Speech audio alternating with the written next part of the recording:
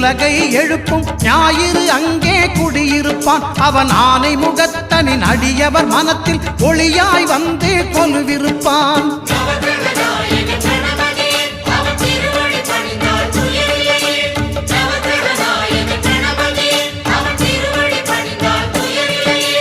ஒன்பது கோளும் ஒன்றாய் காண அங்கு கற்பகம் என்னும் கடவுளின் மெய்யில்